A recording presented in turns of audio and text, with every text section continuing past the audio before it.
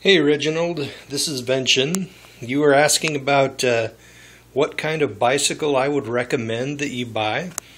What I would recommend is a sort of a medium-sized bicycle, something with a frame that's kind of low. Probably not like like those really tall ones, like the 27-inch wheels. This is a 26-inch wheel right here, and the frame is kind of low, so if you're like really tired or if you're just not as flexible, you would be able to still get your leg over this bar with no problem at all, right? Let's compare that to this bicycle right here is actually something I'm working on for my dad. And he is kind of old and his knees aren't as flexible. He has a difficult time getting on my bicycle. And so he purchased this one right here. And needless to say, this seat is quite large. And it's good for a bigger guy. I've got one that's somewhat large myself. And I'm currently rebuilding this electric bicycle right here so that it is... it'll run on lithium-ion batteries. I'm pulling the 90 pounds of sealed lead-acid batteries out, and I'm going to replace it with 26 pounds of lithium-ion, which has the same 16 or 17 amp hours as this setup here has. But anyway, you'll notice how the bar is a bit higher, and you really have to kind of strain to get your leg up there. One cool thing, if you think that you're going to carry some loads on your bicycle, like heavily loaded baskets in like the front and the back, or maybe you might sling something across or whatever, a double kickstand is real nice. It keeps the bicycle pretty much straight up and down. It doesn't lean at a rather dramatic angle.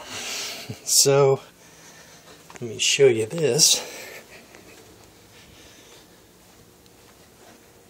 These are the lithium-ion batteries that I'm installing. Very expensive. But once they're in, I will be able to commute to my job for about a quarter of gasoline.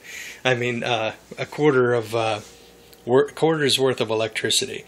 Because this is like 15 amp hours each, and actually no, total it'll be at 72 volts, 15 amp hours, and I'll probably be using about half of that, so that's pretty cheap.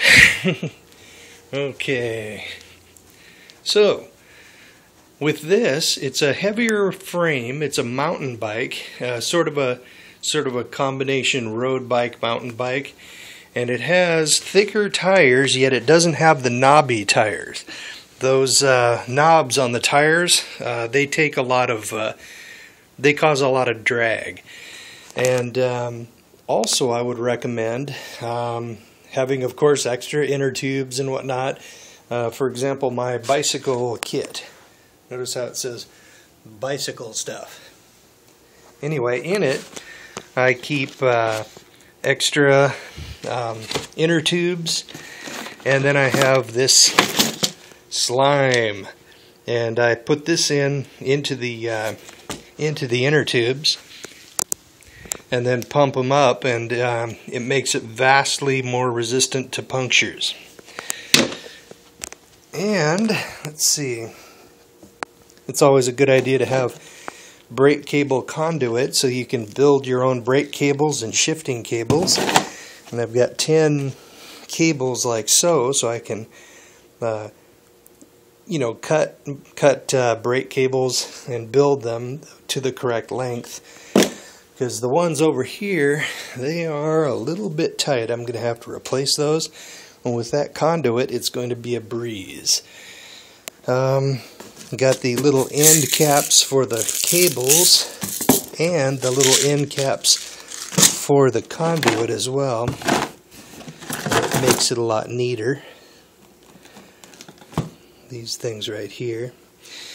But anyway, so extra stuff, and have a very stout lock. This is what they call a cuff lock. Now, I was riding along a couple of years ago, and that fell out of my bag and in front of a bus stop full of people, and it raised a few eyebrows. I went to a locksmith to get some more extra keys cut for this thing, and I brought it in with the keys, and the other customers were looking at it, and I said, "It's a bike lock!" Jeez! They all laughed. I'm going to install this lithium-ion package here onto that bicycle as well, and then that will help my 70-year-old dad get around his town that he lives in. And I'm having an electric motor threaded in, a small one, only 350 watts, and that will give him a little bit of a boost. Another neat thing. This is what they call a Walkie Dog, and it basically locks on right here, and then you got this leash looking thing here, and then you fasten just attach the dog basically to this. You can lengthen it a little bit, and it's got a spring in here so that when the dog really jerks on it, all it does is pull the spring a little bit, and it doesn't jerk you off balance as bad. So, and my dad says actually when he's riding, he has a golden retriever, and half the time, or at least for the first part of the ride, that dog's like an engine. It's pulling him along, kind of like a sled dog. But back to what I was saying. I would recommend getting something that's kind of stout, not really a racing bike, something that's strong, and something that can handle a lot of wear and tear, and generally mountain bike-esque frames, and with higher pressure, thicker tires, and no knobs on them. I would get the slime, and I would install that. And I would get extra thick inner tubes, like so. These are like very, very hardcore, like Kevlar lined inner tubes. Good stuff. So, in times of crisis in the past, in history, people who have found themselves found themselves suddenly being refugees, what they've done a lot of the times is they've like built little bags and bundles and backpacks. For example, my bug out bag, if I had another one like it, you could strap the two together, sling it over this this bar here, and just walk along pushing the bike, and that would take the load off of your body, basically, and it would make it a lot more comfortable. One other thing, I also recommend having collapsible pedals. I don't know if I have them on this bike right here. Nope, I don't. But anyway, collapsible pedals allow you to, basically it causes the whole pedal to like fold up like so it takes less space.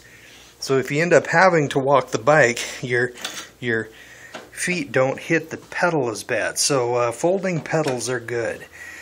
And of course it's easier to load in a van or in a truck if you are able to fold the pedals over. So baskets would be good. My dad has this really cool handlebar basket that just sort of clips onto the handlebars in the front, and then it just holds on like so, and then it just rests against here, and it's this thing that's about yay big. That's pretty cool. Plus, he also wants to, pardon my backpacks, got him really cheap. Anyway, he wants me to hook these metal baskets up. And they have their uses. They're not very light, but if you need to go to the store and back, you could, assuming your bike wasn't stolen, if things get in, I mean, in times of crisis, something like that's worth gold. And if you don't have that thing locked down to a gnat's ass, someone's going to run off with it. So that's why I, got some serious lockage here, and I would highly recommend a really hardcore lock like this one, or even better if you can find it. Cable locks are all very well, but oftentimes they can be cut. But that hardened steel lock, that cuff lock, that's the ticket right there. They might be able to damage the bike or steal pieces off of it, but they won't be able to run off with the entire bike. So baskets are kind of cool. It allows you to basically go somewhere and throw some groceries or trade goods in the basket and then ride back. You might not want to install them now. You might just want to keep them handy. Myself, I'm sort of style conscious a little bit. So I got these panniers that are sort of removable. I can throw anything I need in there. The downside is that these panniers here can be stolen, although it's kind of hard. These are bolted on. I don't think they'd be able to steal those. But so basically, baskets are good. So I would recommend a mountain bike with no knobs on the tires, extra thick inner tubes with the slime, and I would recommend something that has a lower frame that's easier to step on.